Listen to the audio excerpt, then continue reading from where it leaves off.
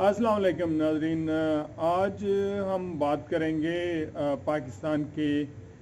75वें यौम आज़ादी के ऊपर कि किस तरह से पाकिस्तान बना और हमारे बुज़ुर्गों ने कितनी कुर्बानियाँ दी इसके लिए। मैं डायरेक्टली आता हूँ, जो मेरे फादर मुझे बताते थे, मैं अक्सर उनके पास बैठता था। तो वो चूँकि माइग्रेट करके आए थे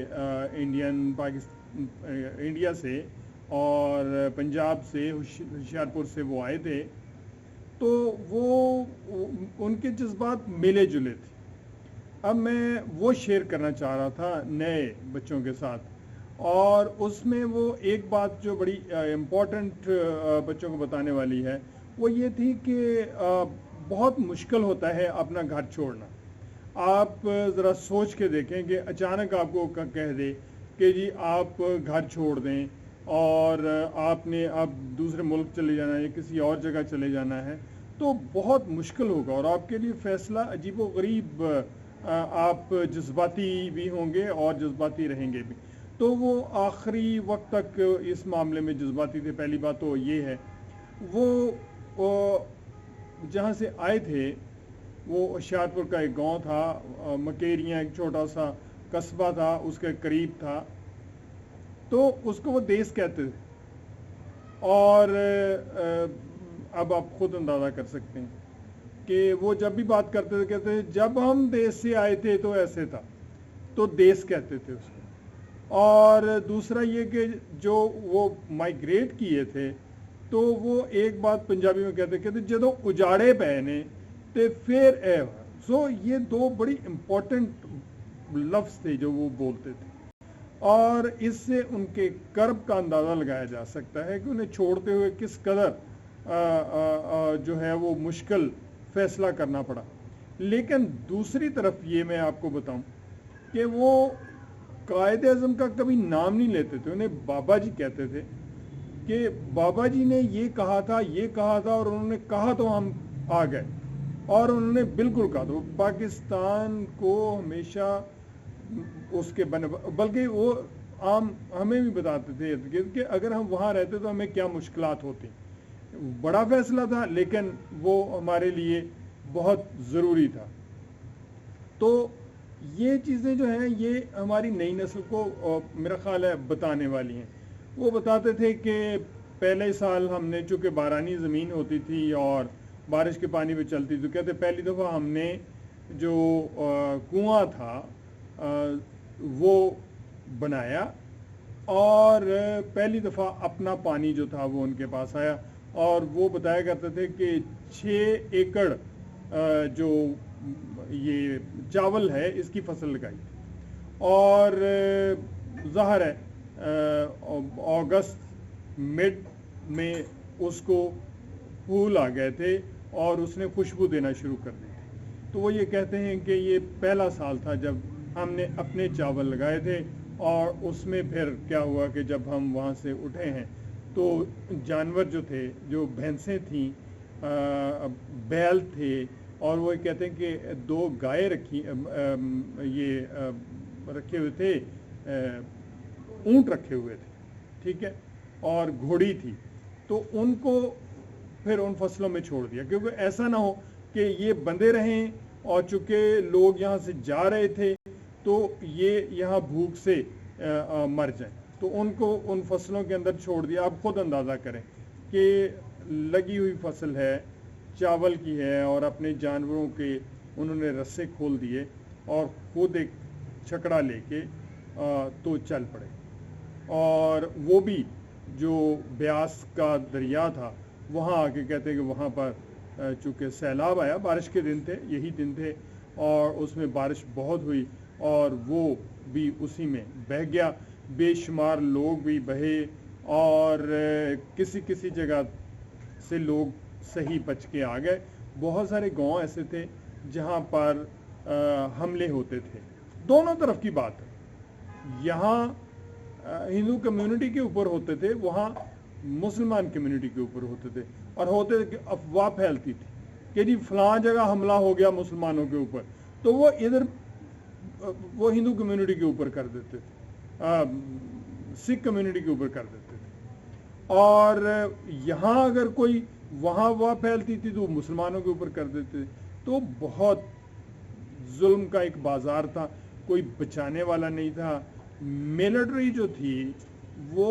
عام طور پہ انگریز ملٹری تھی یا ان کے ساتھ کچھ اور وہاں کے لوگ تھے, تو وہ کیا کیمپ وغیرہ انہوں نے بنائے تھے اور کیمپ کے اندر لوگوں کو لے کے جاتے تھے. وہ کوئی ایسا انتظام نہیں تھا کہ جس میں اس کو ختم کیا جا سکے. تو کہا جاتا ہے کہ تقریباً 4 لاکھ سے زیادہ اموات ہوئی ہیں اس میں, اور بہت سارے لوگ جو تھے وہ بیمار ہو گئے, کچھ قدرتی طور پہ مارے گئے, اور عزتیں پامال ہوئیں. میں یہ نہیں کہتا ایک طرف ہوئی, دونوں طرف یہ معاملہ تھا, اور بہت بہت بڑا ایک سانحہ کی صورت تھی. لیکن میں آپ کو بتاؤں کہ میرے فادر یہ کہتے تھے کہ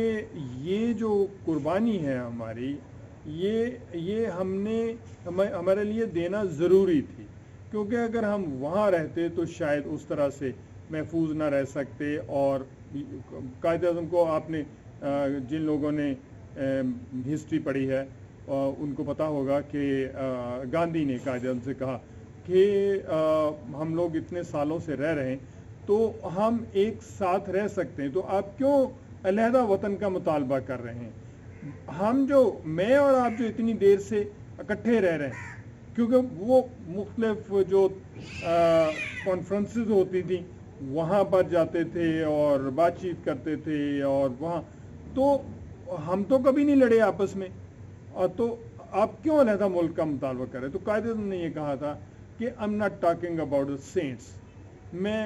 ایسے لوگوں کی بات نہیں کر رہا, میں عام لوگوں کی بات کر رہا ہوں. عام لوگوں کے اندر جیسے وقت گزرے گا تو جو ایک مفادات ہیں اور جو ریلیجن کا ڈفرنس ہے اور وہ پھیلتا جائے گا, اور پھر مسلمانوں کے لیے یہاں رہنا, کیونکہ ظاہر ہندو جو تھے وہ اکثریت میں تھے, تو اقلیت میں ہوں گے اور ان کے لیے رہنا بہت مشکل ہو جائے گا. تو یہ ابھی بھی آپ کو کبھی کبھی فیل بھی ہوتا ہوگا جب کبھی ایسے رائٹس ہوتے ہیں. تو یہ تھا ایشو. اور دوسری وجہ یہ تھی کہ ایک بات میں اور آپ سے کہوں گا کہ چونکہ میں اسٹوڈنٹ سے زیادہ مخاطب ہوں, اور وہ یہ ہے کہ قائد اعظم یہ کہتے تھے, یہ مسلمانوں کا یہ خیال تھا کہ جو وہاں کمیونٹی ہے وہ تنگ نظری ہے ان کے اندر, تو وہ جو ہے وہ دوسرے مذہب کے لوگوں کو جو ان کو پورے حقوق نہیں دیں گے. تو ابھی ہمیں یہ ذہن میں رکھنا چاہیے کہ جو لوگ یہاں رہتے ہیں, اقلیتیں رہتی ہیں, اور جو دوسرے مذہب کے لوگ رہتے ہیں, ان کے لیے تنگ نظری نہیں ہونی چاہیے. ان کے ایز اے ہیومن بینگ پورے حقوق ہونے چاہیے, جو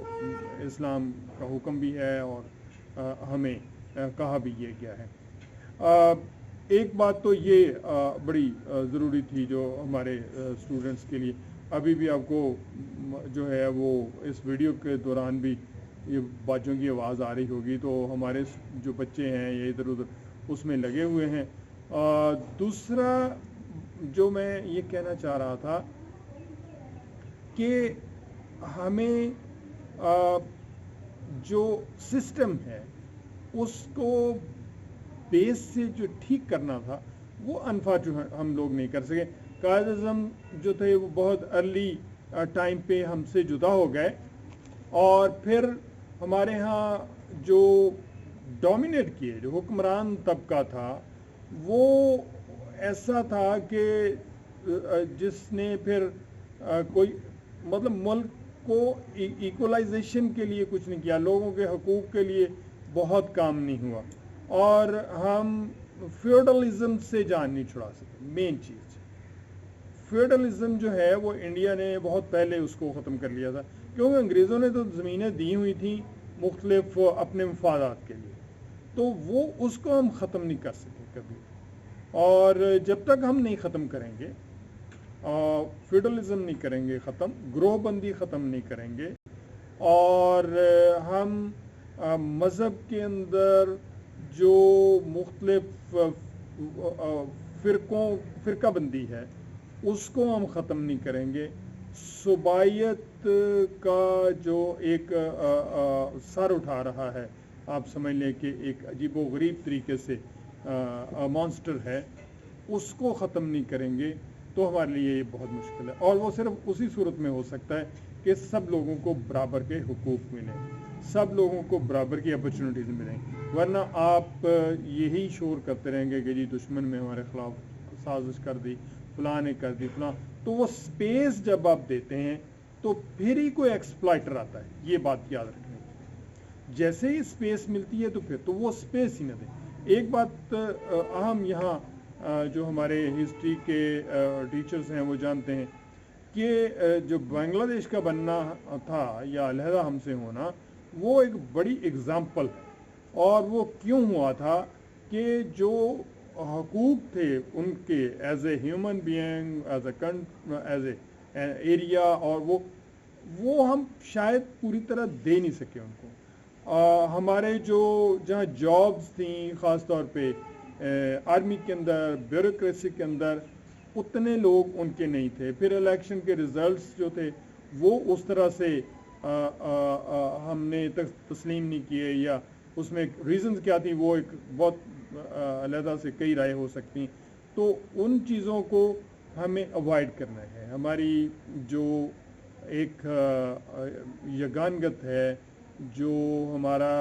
اکٹھ ہے، وہ صرف اسی صورت میں رہ سکتا ہے کہ اگر سب لوگ یہ فیل کریں کہ ہاں ان کو ان کا حق جو ہے وہ مل رہا ہے، اور یہ میرا خیال ہے کہ جو لوگ باب اختیار ہیں، جن کے پاس جو ہے وہ چیزوں کو بدلنے کی اپرچونٹی ہے، وہ یہ کام کر سکتے ہیں۔ عام آدمی جو ہے ان کو یہ چاہیے کہ وہ اپنے نظریات کو جب انہیں کچھ لوگوں کو چننا ہوتا ہے، مجھے گاؤں کا یاد ہے یا شہروں کے اندر بھی، تو ہم ان لوگوں کو چنیں جو پراپر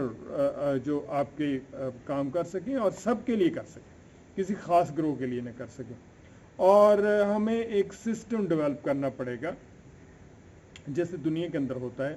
کہ وہاں پر جو آدمی الیکشن لڑتا ہے یا جو کسی عہدے پہ پہنچتا ہے، اس کو کچھ لوگوں کی خدمت کرنا پڑتا ہے، کوئی نہ کوئی سماج کے لیے کام کرنا پڑتا ہے، پھر وہ کوالیفائی کرتا ہے۔ تو اس طرح کا کوئی سسٹم ہم اگر ڈیولپ کریں گے تو پھر ہی ہم پاکستان کو ریئل سینس میں جو ہے وہ کامیاب کر سکیں گے۔ اس وقت جو سچویشن ہے ہمارے بچوں کے لیے اور ایجوکیشن سسٹم کی، اور بڑی کنفیوزنگ ہے، تو اس کو ذرا اور خاص طور پہ جس شعبے کے لوگ ہوتے ہیں ان کو اس کے اندر انوالو کیا جائے کہ وہ پالیسیز بنائیں۔ مطلب ایجوکیشن ہے تو اس میں جو بڑے ٹیچرز ہیں وہ پالیسیز بنائیں، بجائے اس کے اوپر سے ایک پالیسی آئے، اور اب کیونکہ بہت سارے پہلو ہوتے ہیں، جب آپ ایک لاگو کرتے ہیں پالیسی تو اس کے بہت سارے پہلو ہوتے ہیں، کچھ آپ کے ذہن کے ہوتے ہیں، نہیں تو نظر میں ہوتے ہیں، کچھ نہیں ہوتے، تو وہ لوگ جب بات کریں گے یا پالیسی بنائیں گے تو وہ زیادہ اوتھینٹک ہوگی۔ تو ہمیں اپنی نئی نسل پہ توجہ دینی ہے اور ان کو دنیا کے ساتھ مقابلہ کرنا یا دنیا کے ساتھ چلنا سکھانا ہے۔ مقابلہ کیا کرنا ہے، انسانیت میں مقابلہ تو ہے ہی نہیں ہے، یہ انسانیت کے ساتھ چلنا سکھانا ہے کہ دنیا کے ترقی یافتہ ممالک ہیں وہ کیسے کام کرتے ہیں اور کیسے وہ اپنے انہوں نے ادارے بنائے ہوئے ہیں۔ اگر ہم اس پہ کام کریں گے تو شاید آنے والے دن ہمارے بچوں کے لیے بہتر ہوں گے۔ تو سب سے زیادہ میں اب جو ہمارے بڑے لوگ ہیں، جو اس وقت پیرنٹس ہیں، ان کو اور جو ارباب اختیار ہیں ان سے میں کہوں گا کہ ہمیشہ جب بھی آپ پالیسی بنائیں، جب بھی آپ کوئی ایکٹ کریں تو فیوچر اپنے بچوں کا دیکھا کریں، کیونکہ پاکستان کا فیوچر بیسیکلی یوتھ کا فیوچر ہے۔ جب تک اگر وہ کل کو خوشحال ہوگی، بہتر ہوگی، ذہنی طور پہ بہتر ہوگی، کام اچھا کرے گی، تو ہم پاکستان کے اندر، دنیا کے اندر پاکستان کو جو عزت ہم چاہتے ہیں کہ وہ ملے تو وہ اس کو ہم دیکھ سکیں گے، اور وہ ملے گی انشاءاللہ۔ بہت شکریہ۔